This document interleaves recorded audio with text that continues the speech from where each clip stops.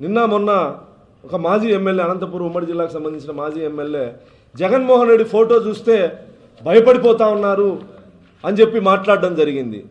ఆ వ్యక్తికి నేను చెప్తా ఉన్నా, భయపడితే ఫోటో తీసుకొని నడి రోడ్డు మీద పగలగొట్టండి అని చెప్పరు ప్రకాష్ రెడ్డి గారు.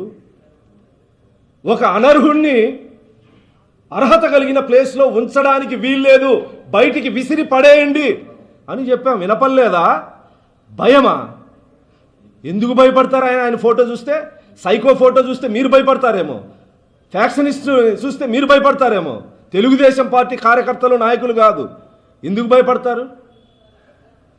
మాట్లాడేటప్పుడు కొంచెమైనా ఇది ఉండాలి. నిజంగా మీలాగా భయపడే వాళ్ళు ఉంటే జగన్మోహన్ రెడ్డి గారి ఫోటో తీసి నడి రోడ్డు మీద పగలగొట్టండి అని చెప్పాం. ధైర్యంగా చెప్పాం. మా కార్యకర్తలకి పిలిపించాం.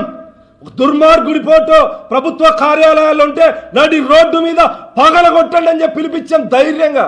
ఇక్కడ భయానికి ఆస్కారం ఎక్కడుంది?